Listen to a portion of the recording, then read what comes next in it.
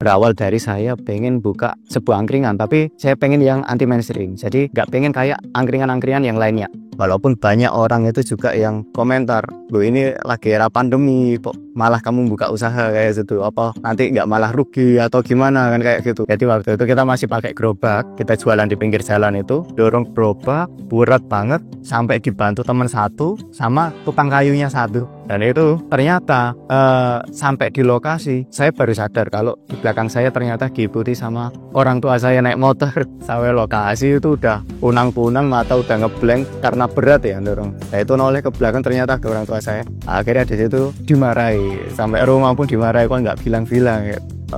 Target saya sekian, tapi saya malah dapat 4 kali lipat dari target yang 4 kali lipat. Dan alhamdulillah waktu itu langsung nikah saya. Ya itu rezekinya memang ketika kita punya niat baik ya insya Allah pasti ada jalan.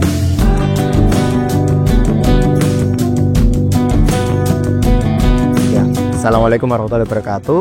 Perkenalkan, nama saya Januariko. Saya adalah salah satu owner dari Kedai Dubung dan juga founder dari Kedai Dubung.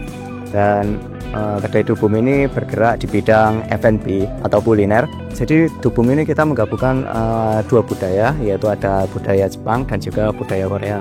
Nah untuk budaya Jepang kita ada ramen, kemudian untuk budaya Korea kita ada tteokbokki dan udon. Di sini untuk yang menu best seller kita ada lava ramen, juga ada miso ramen. Nah kita toppingnya ada topping chicken chasu. Nah ini kita yang terbaru toppingnya.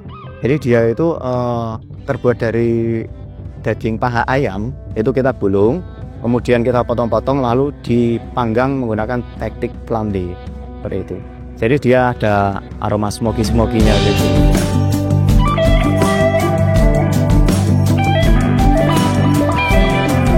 Jadi awal mula dari Kedai Dubung ini berawal dari saya pengen buka sebuah angkringan, tapi saya pengen yang anti mainstream. Jadi nggak pengen kayak angkringan-angkringan yang lainnya. Jadi waktu itu kan lagi marah angkringan.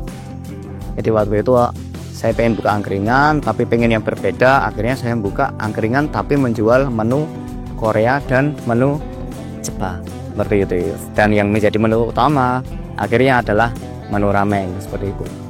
Waktu itu Kedai Dubung ini berdiri pada tanggal 20 Maret 2021. Jadi waktu itu masih era pandemi ya.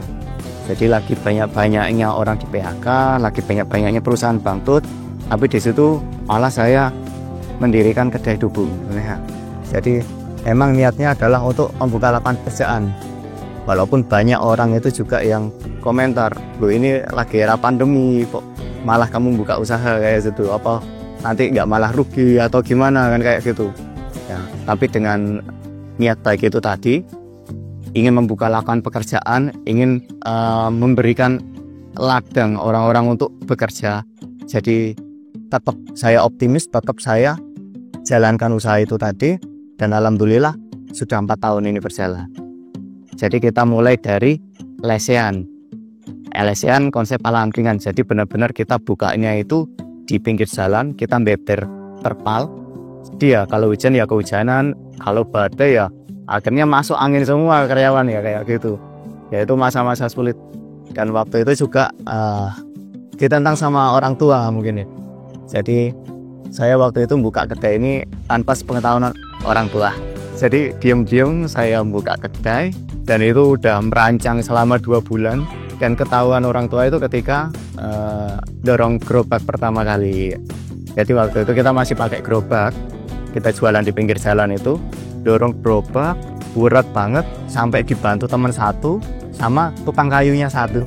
Dan itu ternyata sampai di lokasi, saya baru sadar kalau di belakang saya ternyata diikuti sama orang tua saya naik motor.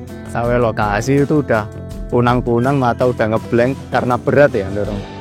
Nah itu noleh ke belakang ternyata ke orang tua saya. Akhirnya di situ dimarahi, sampai rumah pun dimarahi, kok nggak bilang-bilang ya. Nah, karena ya sampai saat itu pun saya masih tinggal sama orang tua juga ya, kok nggak ngomong-ngomong kayak gitu.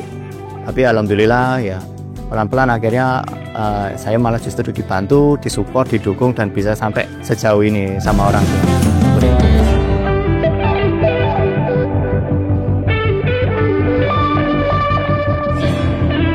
kita pernah di kondisi sama sekali nggak menjual apa-apa, pernah 1 hari ini.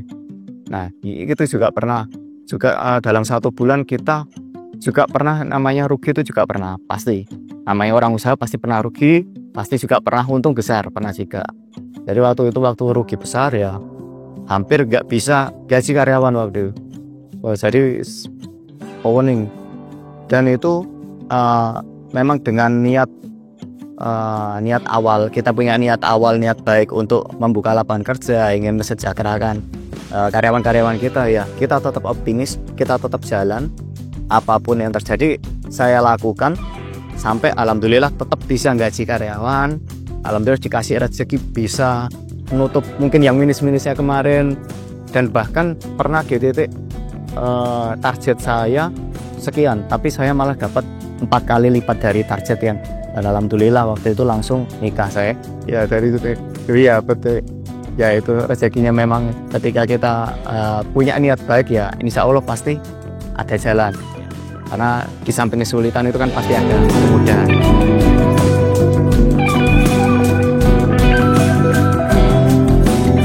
Menggunakan kasir pintar itu sejak bulan keempat dari awal buka. Jadi waktu masih lesehan itu kita udah pakai kasir pintar, cuman baru bulan keempat karena ya waktu itu kita belum tahu, di awal-awal belum tahu ada kasir pintar. Jadi kita coba-coba banyak aplikasi, terus ternyata yang paling cocok ini kita ke kasir pintar. Dia interface-nya kan mudah dipelajari, mudah dipahami juga sama UMKM lokal. Dulu untuk otak-atik aplikasi kasir itu ribet, ternyata nemu yang paling simpel ini kasir pintar, dan juga fiturnya ternyata lengkap. Sampai sekarang pun itu tanpa saya harus ke kedai, saya bisa ngontrol dari jarak jauh kedai saya, ya, alhamdulillah kayak gitu ya. Jadi kita tahu sudah jual berapa sih kedai kita tahu sudah berapa sih omset kita hari itu, kayak gitu. Waktu itu saya kepikiran butuh nih fitur yang kita bisa nyeken dari meja tuh langsung keluar menu. Ya ternyata ada juga di kasir pintar. Waktu itu memang kebetulan baru muncul juga di kasir pintar. Pas juga saya lagi nyari fitur itu. Kebetulan, alhamdulillah. Jadi waktu itu lesehan sudah terdigitalisasi waktu itu. Jadi tiap meja itu udah dilengkapi QR code. Jadi orang-orang itu nggak perlu rebutan buku menu di kasir. Jadi mereka bisa nyeken dari mejanya masing-masing.